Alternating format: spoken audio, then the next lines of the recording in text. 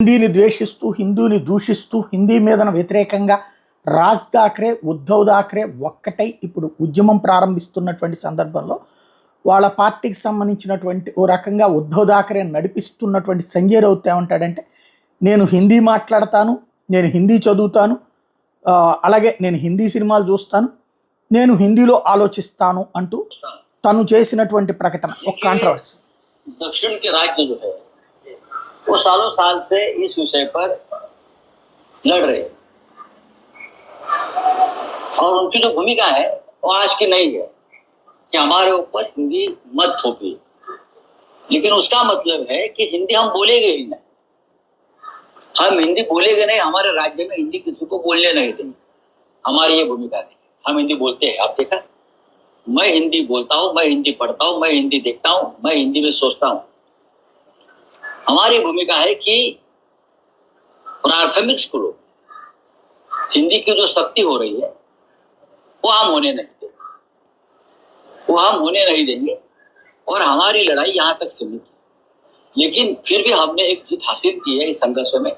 और MK. Stalin जो मुख्यमंत्री है तमिलनाडु के, उसने इस जीत के बारे में हमारा अभिनंदन किया और कहा है कि आपकी जीत है उससे हमें भी प्रेरणा मिलेगी लड़ने के लिए। जरूर हम उनको शुभकामनाएं देंगे, लेकिन मुंबई में, महाराष्ट्र में हिंदी बोलने के ऊपर किसी के ऊपर हमने रोक नहीं लगाई।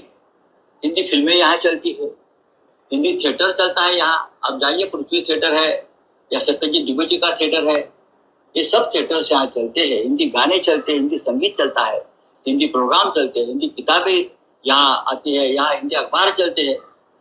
हमारी बात केंद्र से झगड़ा है ये सरकार से, वो आप जो प्राथमिक शिक्षा है उसके ऊपर जो त्रिसूत्री की जो बात करते हो आप, उसमें हिंदी आप नहीं लाद सकते। ఇది ఎంత నీచాతి నీచంగా వక్రీకరిస్తారంటే ఎదవలో. హిందీ సినిమాలు హిందీ అంతా బాగానే ఉంటుంది, అది అవసరమే, కాకపోతే త్రిభాషా సూత్రం మాకు నచ్చదు అంటే హిందీ అందులో తప్పనిసరి చేయడానికి వీల్లేదు. ఇది ఎక్కడ దరిద్రం అంటే, అంతే వాళ్ళు ఇప్పుడు ఏదో ఒక వివాదాన్ని రెచ్చగొట్టాలి. మరాఠీ అక్కడ నీ మాతృభాష నేర్చుకోమంటున్నారు, ఇంగ్లీష్ నేర్చుకోమంటున్నారు, హిందీ నేర్చుకోమంటున్నారు. ఏం రోగం అంటే వాళ్ళ రోగం అదే. ఏంటయ్యా అంటే ఖచ్చితంగా ఏదో ఒక సెంటిమెంట్ని రేకెత్తించడం.